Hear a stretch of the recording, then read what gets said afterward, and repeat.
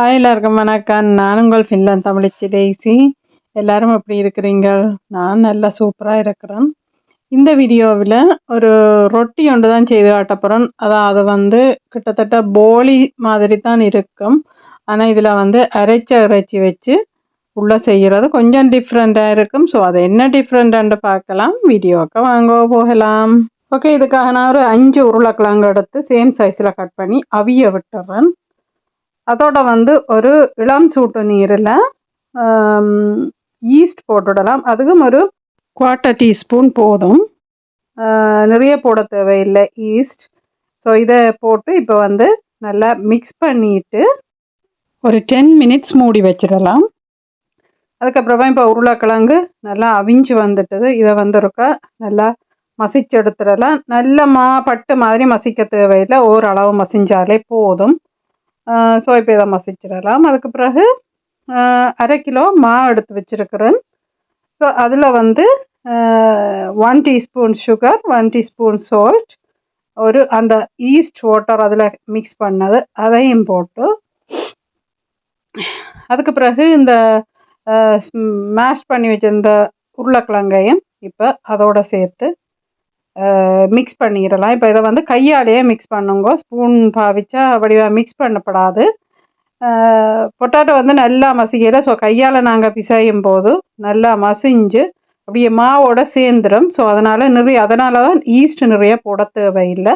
நல்லா இது குழைச்சி அப்படியே அடித்து நல்லா பசந்தாக விரந்தனைக்கு நல்லா இப்போ பாருங்க அப்படியே நல்ல இதாக வந்திருக்கு. ஸோ இதை இப்போ க்ளீன் ஃபிலிமால் நான் மூடி விடுகிறேன்.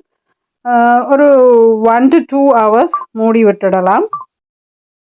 அதுக்கு பிறகு ஒரு 1/4 கிலோ அளவு அரைச்ச இறைச்சி எடுத்து ஒரு பெரிய வெங்காயம் அதையும் போட்டு, கறிவேப்பிலை, பச்சை மிளகாய் உங்களுக்கு விரும்பினா போடுங்க, இல்லாட்டி தேவையில்லை. அதுக்கு பிறகு உப்பு உங்களோட டேஸ்ட்டுக்கு ஏற்ற மாதிரி, மஞ்சள் தூள், பிளாக் பெப்பர், அதோட சில்லி ஃப்ளேக்ஸ் எல்லாமே உங்களோட டேஸ்ட்டுக்கு ஏற்ற மாதிரி. இதை இப்போ நல்லா இருக்க குழைச்சிடலாம். இதையும் நல்லா அந்த வெங்காயம் எல்லாமே மிக்ஸ் ஆகிற மாதிரி நல்லா இருக்கா மிக்ஸ் பண்ணி இதை வச்சிடலாம்.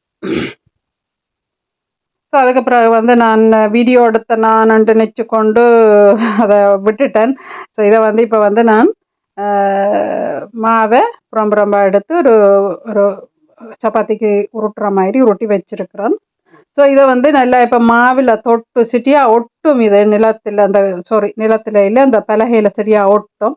அதனால் மா போட்டு இதண்டுடலாம். ஸோ இப்போ இந்த மிக்ஸ் பண்ணிட்டு வச்சிருக்கிற அந்த அரைச்ச இறைச்சி அதை எடுத்து இதில் போட்டு நல்லா இருக்கா அந்த நாங்கள் மோதகம் செய்கிறதுக்கு மூடுற மாதிரி அதே மாதிரி மூடி மேலே மா போட்டு நல்லா இருக்கா பரோட்டா மாதிரி நல்லா தட்டிடலாம். இதை சிட்டியான சாஃப்டாக இருக்கும். ஏன்னாண்டா உருளைக்கிழங்கு எல்லாம் போட்டு நாங்கள் இதண்டாவடியாக சிட்டியான சாஃப்டாக இருக்கும். ஸோ நிறைய மா போட்டு அப்படியே நல்லா தட்டி எடுத்துடலாம்.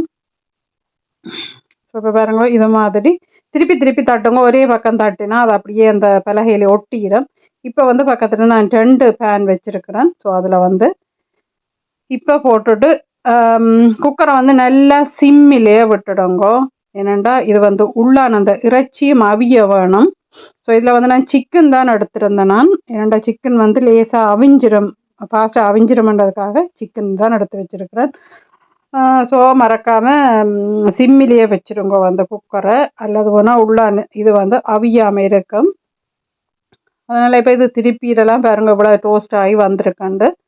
ஸோ அதே மாதிரி இப்போது அதை ஒன்று எடுத்துட்டேன். பாருங்க நல்லா இருக்கு. ஆனால் மா நல்லா ஒட்டி இருக்கும். அந்த பேனில் நிறைய மா ஒட்டி இருக்கும். ஸோ இதை ஒவ்வொரு இது சுட்டு முடியவன் நல்லா இருக்கா துடைச்சிட்டு, அதுக்கப்புறமா ஒரு 1 டீஸ்பூன் அளவு ஒரு ஆயில் விட்டு அதை நல்லா ஸ்ப்ரெட் பண்ணிட்டு, அதுக்கு பிறகு அடுத்து தட்டி வச்சிருக்கிற அந்த பரோட்டா இப்போ அதில் போட்டுடலாம். ஸோ இப்போ அதே மாதிரி மிச்ச இதுகளையும் தட்டி போட்டு நாங்கள் சுட்டுடலாம்.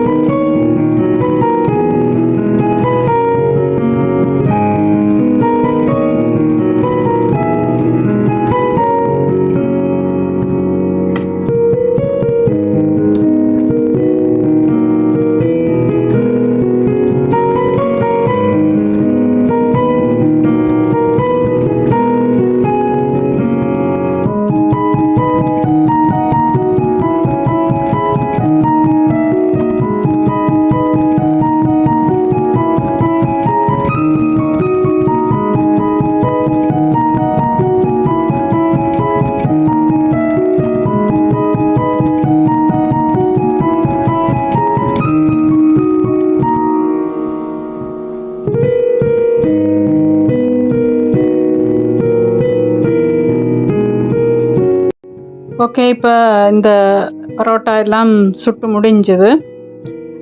நல்ல சைஸில் நல்ல இதாக வந்திருக்குது பாருங்க. நான் அப்படியே பிரித்து காட்டுறேன் உங்களுக்கு. சுட சுட பிரிக்கிறேன்னு கையெல்லாம் சரியான சூடாக இருக்குது, நல்ல சாஃப்டாகவும் இருக்குது. ஸோ அந்த உள்ள வச்ச அந்த அரைச்ச இறைச்சி எல்லாமே சிம்மில் விட்டதால் நல்லா அவிஞ்சு வந்திருக்குது. சாப்பிட பார்த்தோன்னா நல்ல டேஸ்ட்டாக இருக்குது. ஸோ இந்த வீடியோ உங்களை எல்லாருக்கும் பிடிச்சிருக்குமென்னு நினைக்கிறேன். நீங்களும் செய்து பாருங்க. ஸோ அதோட மறக்காமல் சப்ஸ்கிரைப் பண்ணி பெல் பட்டனையும் அழுத்தி லைக் பண்ணி கமெண்ட் பண்ணி ஷேர் பண்ணுங்க. நன்றி, வணக்கம். உங்கள் டெய்ஸி.